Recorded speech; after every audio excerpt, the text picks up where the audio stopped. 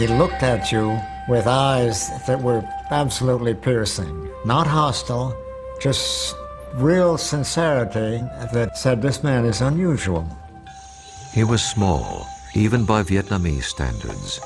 Only 4 feet 11 inches tall and barely 100 pounds, he appeared frail. He tried to project this image of himself as a simple, modest, emaciated, kind of wandering scholar. In fact, he was a tough guy. Perhaps no leader in history has resisted the guns of the enemy as stubbornly or as long as this little man. He's a very shrewd politician and a very good actor. He had an unshakable will that helped liberate a country and humble a superpower.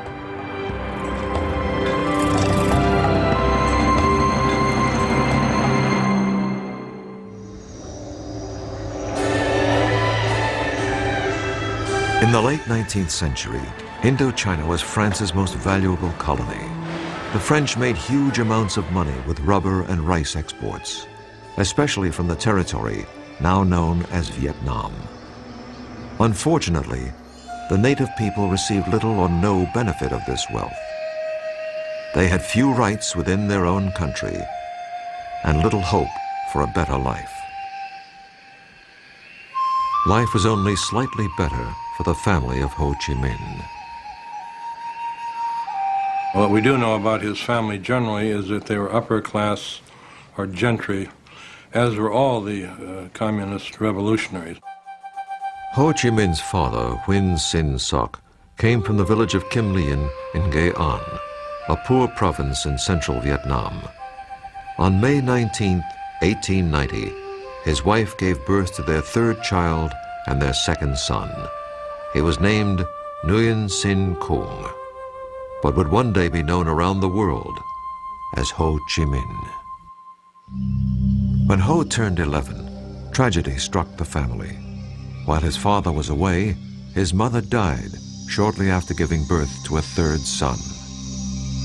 You can imagine the effect this had. I mean, being faced with the fact that his father is away and his mother had died, and he was responsible for this, basically an infant. And when his father came back to Hue, he took him back to his home village. Ho Chi Minh's father served as a mandarin or local official and spent a great deal of time away from home. Fortunately, relatives and family friends helped take care of Ho and his brother and sister. Initially, Ho's early education was in the traditional study of Chinese characters and Confucian philosophy. But in his early teens, his father apparently became convinced that for his sons to succeed, they needed a French education. He sent both of them to a preparatory school run by the imperial regime in such a way as to instruct the students in the French language and French culture. Though Ho's father worked for the imperial bureaucracy, he routinely criticized it for so easily relinquishing the country's independence to the French. He was recalled to Hue, and eventually he was dismissed entirely from the bureaucracy. And it's at that point that his life fell apart. And he went to Saigon, he took a job for a while on a rubber plantation. Later he sold traditional medicines. Ho's father spent the rest of his life wandering the countryside, struggling to make a living, while Ho lived in Hue. He saw less and less of his father. This had a great impact on Ho. He also believed that his father had been punished for simply saying what everyone knew was true. Most Vietnamese suffered greatly at the hands of their colonial masters. Those who protested or even complained were often imprisoned, beaten, or even killed by the omnipotent French colonials. In 1908, at the age of 17, Ho was studying at the prestigious National Academy in Hue. One day, a group of farmers marched past the school, protesting the high level of Mandarin corruption and excessive taxation. Ho translated their demands into French so the local colonial officials could read them. It was his first revolutionary act, and he attracted the attention of the dreaded Sûreté, or French secret police. The next day, Ho was summarily expelled from the academy.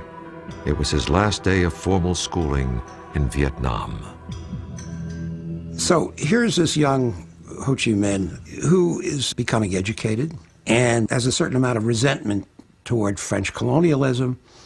But at the same time, he knows enough about France to be captivated by the great French ideals of liberty, equality, fraternity, and he wants to see how those ideals are really practiced in France. They're not practiced in Vietnam, where you have a rather repressive French colonial system.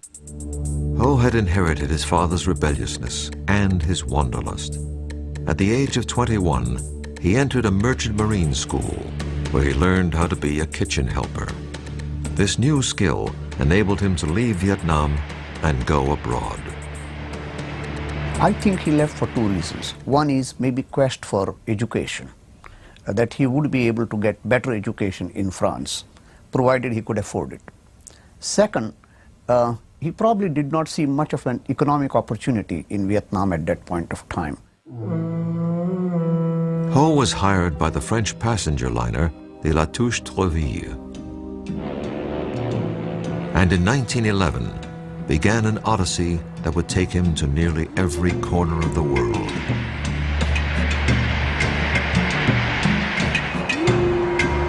Over the next few years, he saw the terrible impact of colonialism on many other countries. This had a profound influence upon him. Finally, Ho arrived in France. Despite his anti-colonial sentiments, Ho applied for entrance to the French colonial school that trained officials to serve in France's colonies around the world. This was hardly the career path of an anti-French revolutionary. Ho's application was turned down. There's no indication as to how he reacted to the rejection, except that we may assume that it probably strengthened his assumption that he couldn't expect to work from within the system, that he was going to have to work outside the system. In other words, it could very well have been one of a whole series of steps that eventually led him into becoming a revolutionary. Ho wandered around France for a year or so. He supported himself with a variety of odd jobs, including gardening and dishwashing. He went back out to sea between 1911 and 1917, traveling to Africa, South America, and even the United States. On one trip, he reportedly jumped ship in Boston and made his way down to New York City. I mean, here he is seeing, as it would be to any kid from this faraway place, the skyscrapers, the highways, taking the subway up to the Bronx, taking the ferry to Hoboken.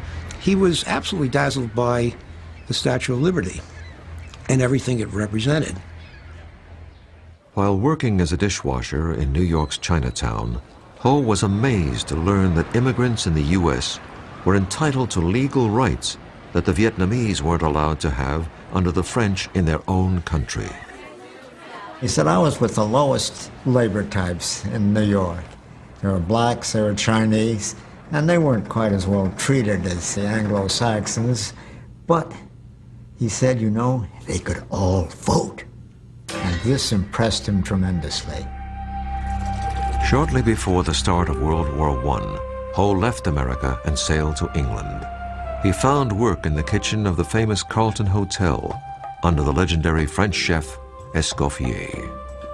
Escoffier is very impressed by Ho because Ho speaks French, because he's very courteous, and eventually is promoted to being the assistant pastry chef.